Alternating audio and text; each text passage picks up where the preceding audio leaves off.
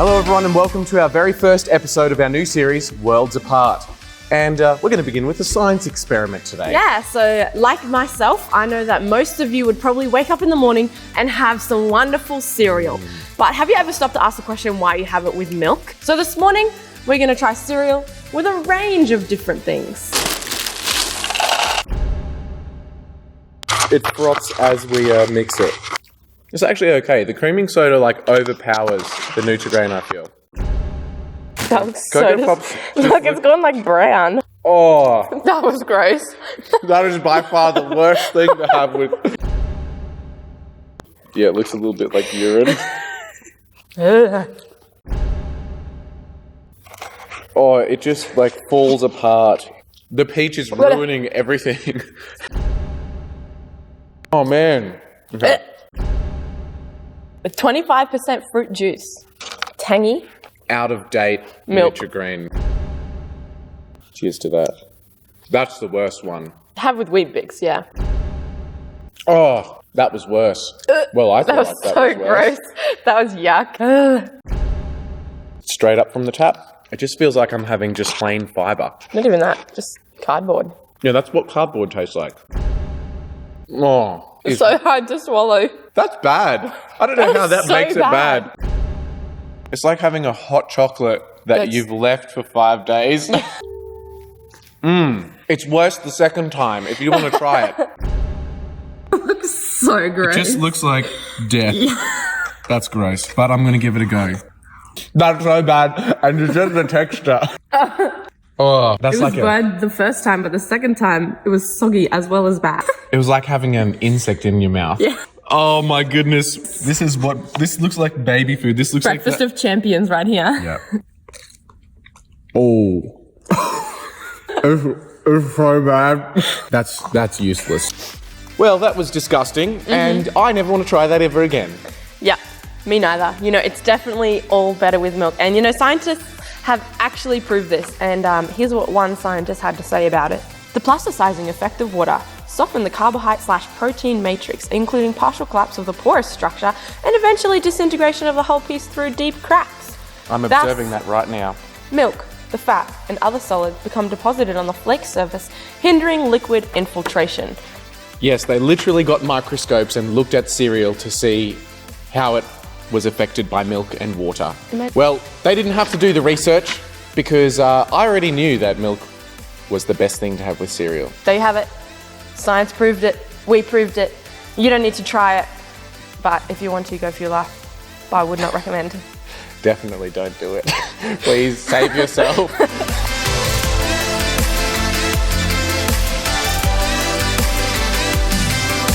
Hey everyone, and welcome to our series, Worlds Apart. I don't know if you've ever heard someone talk about science and faith in the same sentence, but generally when they're in the same sentence, they sound like they're disagreeing with each other. And maybe you've been part of a few science classes that have left you with more questions than answers. And so I think this is a really important topic for us to cover as Thrive Youth, looking at can science and faith actually coexist? Yeah, you know, we just saw how milk and cereal is the best option. And you know, for myself, I don't need to understand why that milk and cereal is the best option. All I need to know is that it is the best option. Just do it. And you should just forget about all the other ones and never speak about them again. You know, it's like when you're learning how to drive a car. You don't need to know how combustion works and how the car moves. You just need to focus on not crashing the car. Phil. And when you're connecting to the Wi-Fi, you don't need to know how the little Wi-Fi signals magically transmit through the air. You just need to remember the flippin' password. Yeah. And when you're trying to use your iPhone for the first time, you don't need to know how a circuit board works. You just need to remember tap, swipe, flickety flick. Exactly. And for those of us who have dads who love to fart, you don't need to understand how methane smells so bad or why it does chemically. You just know that it stinks. And I think our experience of all these things doesn't change when we understand how it works. Dad's farts still stink. I still need to use the gear stick and my indicator properly. I still need to double tap to like a photo, etc., etc.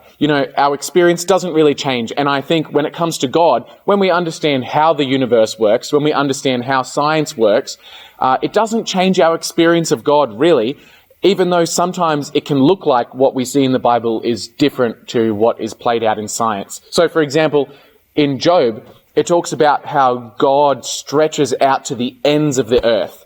But we all learned in school that the earth is a sphere. And we've seen photos from the International Space Shuttle, and it's definitely a sphere.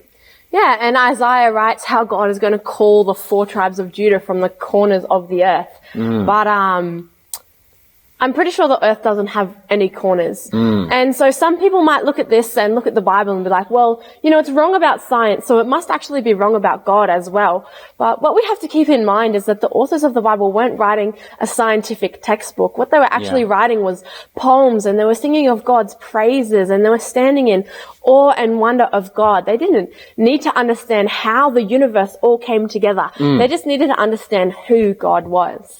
Yeah, and with the Bible, we're dealing with a book that's thousands of years old, so of course their scientific knowledge would be primitive.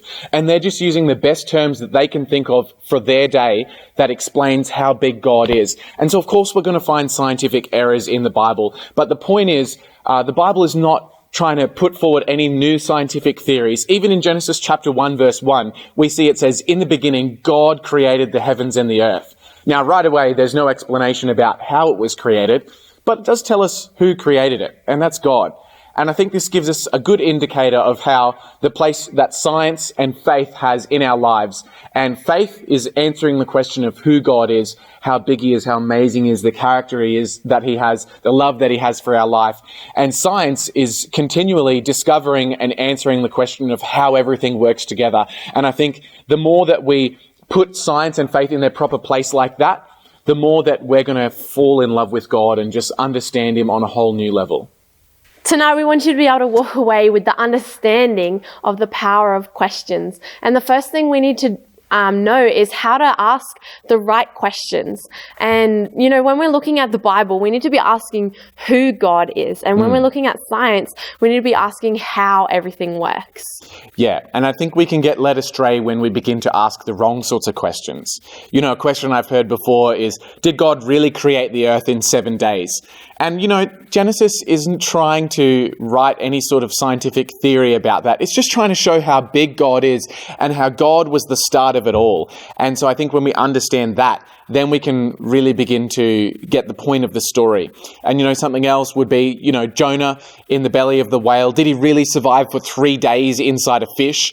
Was there really that much oxygen? I don't know. But the point of the story is not to scientifically explain something. The story was simply there to say, hey, God would go to the ends of the earth for you. God would do whatever it takes to bring you back to your purpose when you've run away from him. And so asking the wrong sorts of questions lead us to the wrong places, I think. Yeah, and I believe that as we learn to ask the right questions, we can actually see that science and faith can live together in harmony. And, when we're asking questions of God, that's when we're looking in the Bible and we're finding out who he is. And when we're in science class and we're learning about how everything works, I actually believe that science can help us to deepen our relationship with God. It can help us fall in love with the awe of God and be like, wow, he created all of this. Yeah. And as we're reading the Bible, we don't need to understand the wild miracles that the Bible is talking about. We just need to understand who God is and that he loves us so much. Yeah, definitely. And then the other thing that we really want you guys to walk away with tonight is understanding that, some questions, they may not ever get answered. And we've got to build our faith on the right thing. When we build our faith on specific ideas about how stuff works, obviously that can be disproven or crumbled. But when we build our faith on Jesus Christ and understanding that he is what our foundation is on, then our faith is going to really stand the test of time.